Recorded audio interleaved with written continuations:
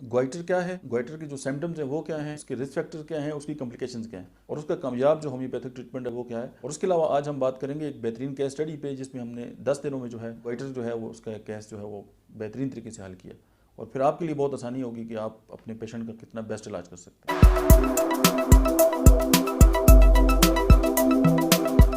बिस्मिल्लाहिर्रहमानिर्रहीम, अस्सलाम वालेकुम। मेरा नाम डॉक्टर अहमद एजाज है और मैं सिविल होमियो क्लिनिक से बड़ाबाद से आपसे मुखातब हूँ। आज हम बात करेंगे ग्वाइटर के हवाले से।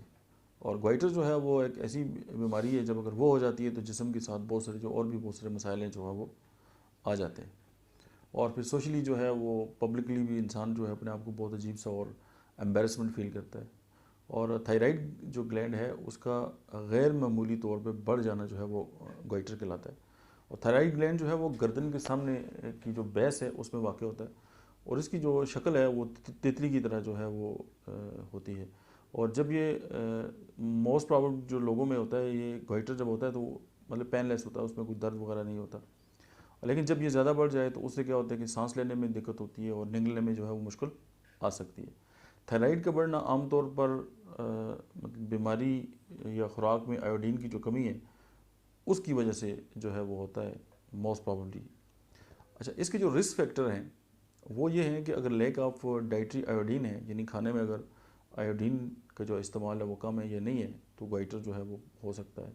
और उसके बाद जो है कि ख़वातीन में जो है उसका रुझान जो है वो बहुत ज़्यादा होता है। तीस अगर एज जो है वो 40 प्लस हो जाए तो उसमें चांस ये होते हैं कि ग्वाइटर जो है वो हो सकते हैं, क्योंकि हार्मोन्स जो हैं वो बैलेंस्ड उनका जो है वो डिस्टर्ब होना शुरू हो जाता है। उसके अलावा अगर मेडिकल हिस्ट्री है, यानी कि अगर किसी कोई इंसान जो है उसको ऑटो इम्यून डिसऑर्डर जो है या ऑटो इम्यून डिजीज़ जो है अगर वो है तो उसमें चांसेस होते हैं कि उसको ये भी प्रॉब्लम हो सकता है। फिर प्रेगनेंसी और ड्यूरिंग प्रेगनेंसी एंड मेनोपॉज जो कंडीशंस हैं, हर दो सूरतों में जो है इसमें ज़्यादा जो चांस है कि ग्वाइटर जो है वो अपीयर हो सकता है। एंड सर्टन मेडिकल कंडीशंस हैं और जिसमें यह है कि मतलब है कि जो दिल की अमराज के लिए जो मेडिकेशन कुछ ऐसी हैं जो इस्तेमाल की जाती हैं, या सेकेट्री की कुछ ऐसी मेडिसिन हैं जिनके इस्तेमाल के साथ जो है वो ग्वाइटर जो है वो बॉडी के अंदर जो है वो आ सकता है। उसके बाद कुछ लोगों में जो है वो रेडिएशन का जो एक्सपोजर है, यानी ऐसी जगह पे काम करते हैं जहाँ पे रेडियो एक्टिव जो मटेरियल है वो है, तो उसमें भी चांस होते हैं कि उनका जो है वो ग्वाइटर हो सकता है। अब हम बात करते हैं कि जो ग्वाइटर है उसके जो मतलब मेन काजेज़ हैं वो क्या हैं। थायराइड ग्लैंड से दो किस्म के जो हैं वो हार्मोन्स जो हैं उनका अखराज होता है। एक को हम ट्राई आइडोथायरोनिन जिसे हम T4 भी कहते हैं, और दूसरा जो है वो थायरेक्सिन है, T3 जो है वो है। ये दोनों खून में शामिल होकर मेटाबॉलिज्म के अमल को जो है वो रेगुलेट करते हैं। हमारी बॉडी में फ़ैट्स और जो कार्बोहाइड्रेट्स को मेंटेन रखते हैं और जिस्म का जो दर्जा हरारत है, दिल की धड़कन है और जो प्रोटीन की जो पैदावार है उसको जो है वो हमारी बॉडी के अंदर कंट्रोल करते हैं। और थायराइड से एक और हार्मोन जो है कैल्सिटोनिन का अखराज भी होता है, जो खून में कैल्शियम की जो मिकदार है उसको कंट्रोल करता है। T3 और T4 के अखराज को कंट्रोल पिट्यूटरी ग्लैंड और हाइपोथैलेमस जो है वो करते हैं। और हाइपोथैलेमस जो है वो जिस्म के लिए एक थर्मोस्टेट का जो है वो काम करता है। ये दिमाग की बेस लाइन में वाक़ होता है और इसके बिल्कुल करीब जो है वो पिट्यूटरी ग्लैंड होता है। हाइपोथैलेमस पिट्यूटरी ग्लैंड को सिग्नल देता है और जिससे जो है कि TSH का अखराज होता है।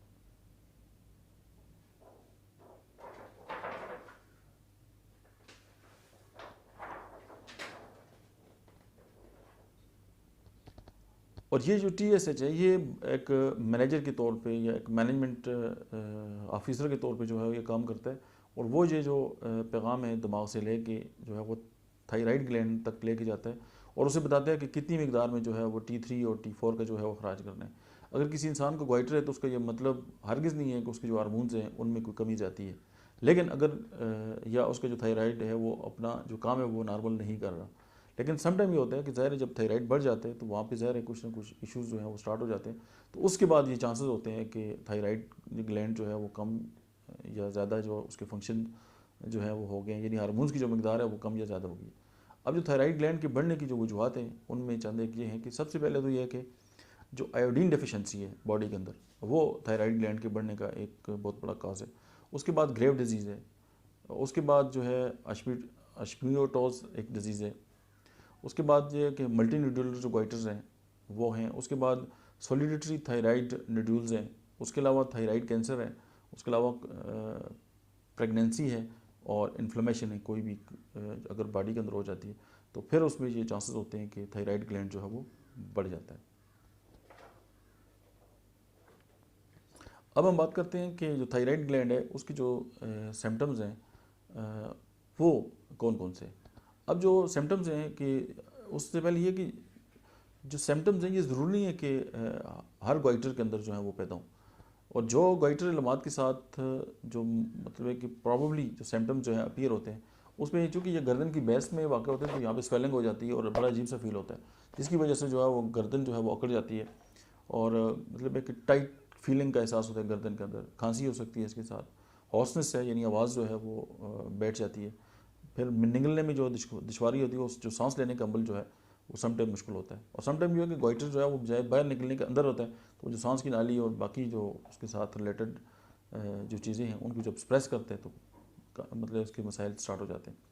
और जो कॉम्प्लिकेशन हो जाती हैं वो ये है कि जो गोइटर की वजूहत जो हैं उस मसलन अगर हाइपरथायराइडिज्म है या हाइपोथायराइडिज्म है तो ये बहुत सारी दूसरी जो बीमारियाँ हैं उनका बायस बन सकता है। मसलन वज़न का बढ़ जाना या कम हो जाना, फटीग है, सोने में दुश्वारी है और इरिटेबिलिटी है, मूड स्विंग्स है, मतलब इसके साथ ये इसकी जो है वो कॉम्प्लिकेशन है।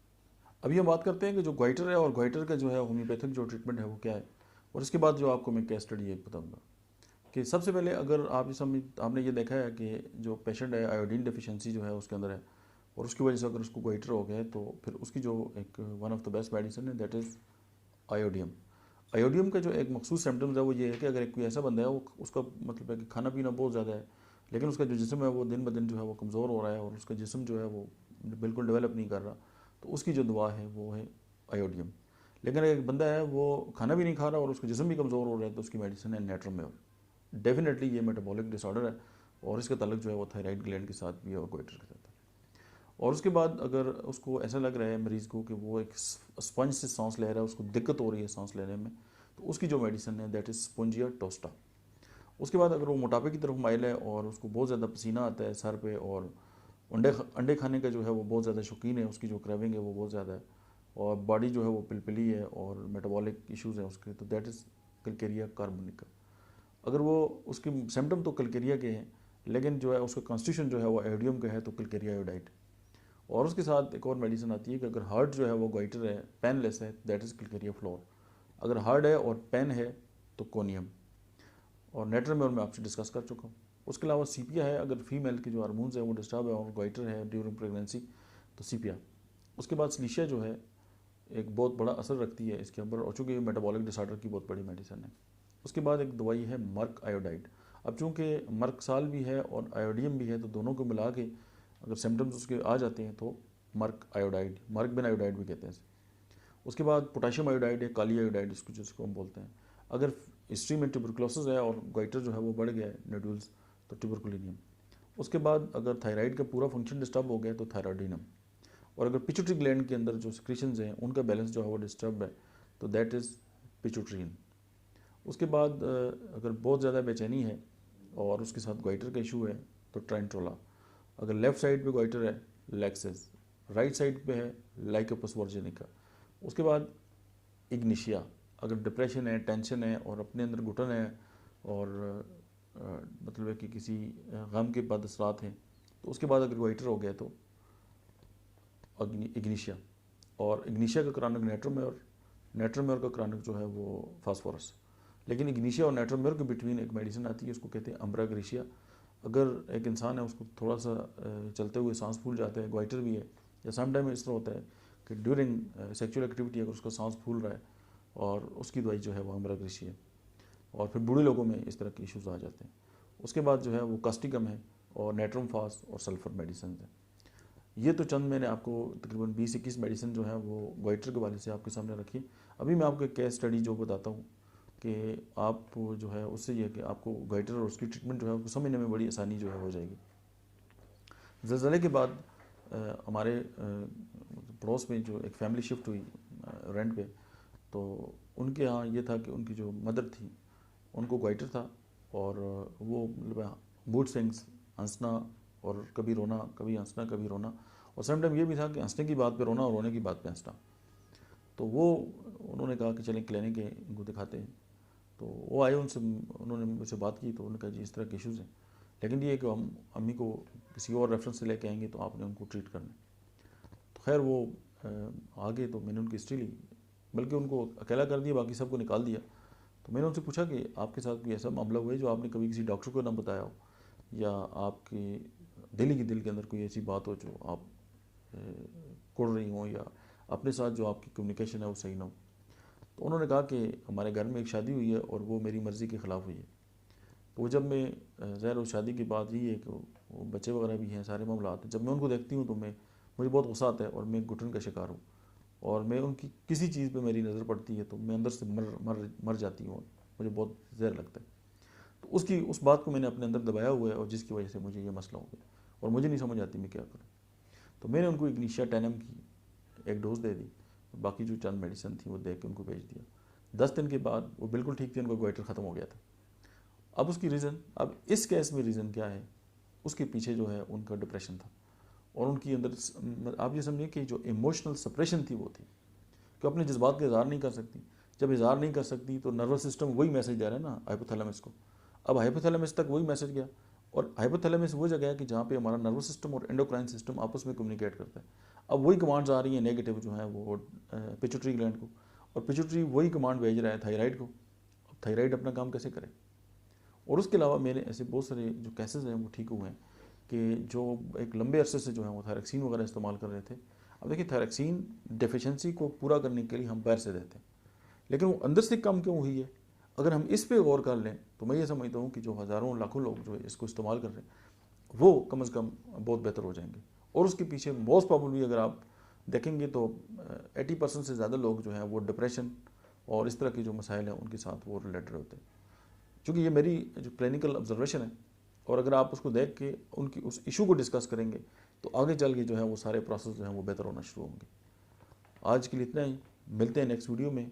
आप देखते रहिए डॉक्टर अहमद एजाज ऑफिशियल, और वो क्या कहते हैं शेयर करना और सब्सक्राइब वगैरह करना वो सारा ही कर लें। Thank you.